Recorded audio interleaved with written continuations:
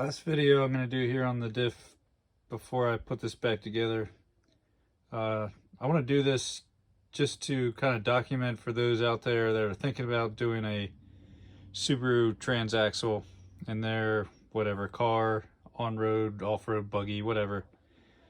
Because none of this information is really out there without lots of searching, very few videos other than building them.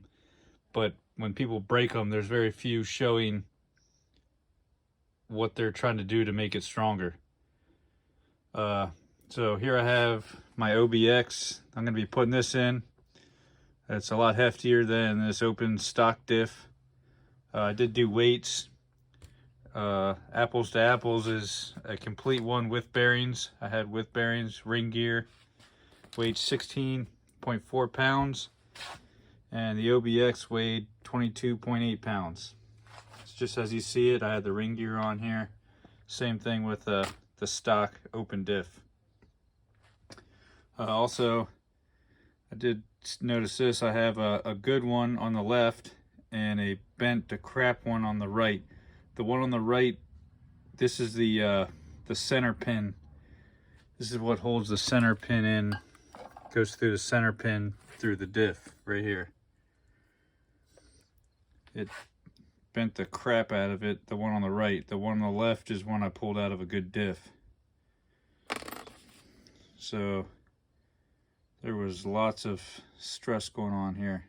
I'm sure there was distortion going on in the housings, and I got a little bit of wear on the edges. You see that little, yeah, you can see a little burr there, one right there.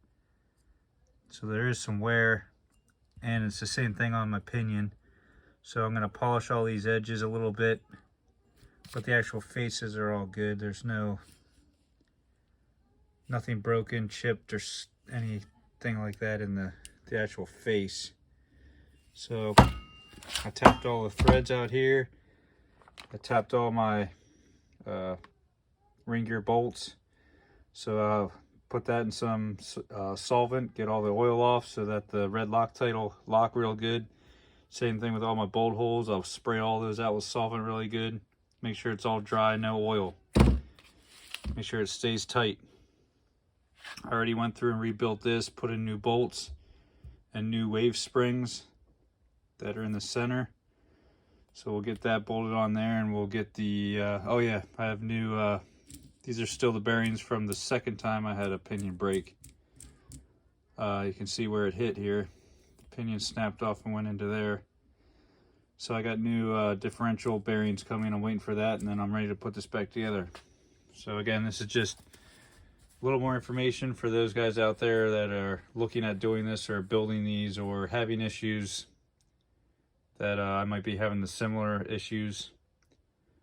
But I'd really like to try and figure something out here to make it last longer.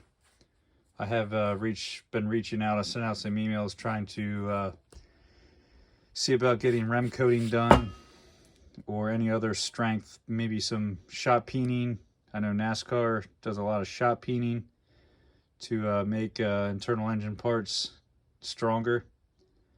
We'll see what we can come up with to get a little more longevity out of these small ring and pinions. Tape measure here, just for reference. Show you the diameter here. It's just about 6 5/8 outside diameter. Something to that effect.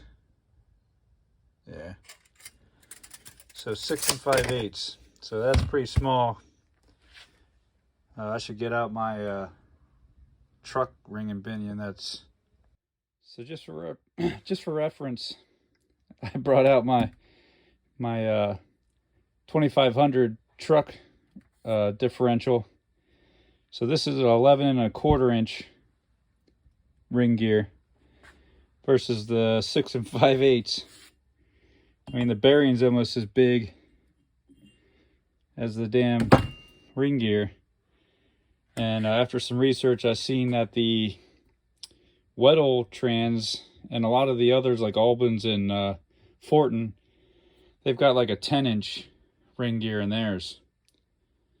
So you can imagine the difference in strength just going from this to even a Volkswagen. I'm not sure what that was, 8 inches, 7 inches, something like that, to something small like this, Subaru, or massive. This thing weighs more than the whole Trans itself, I think. So just a comparison.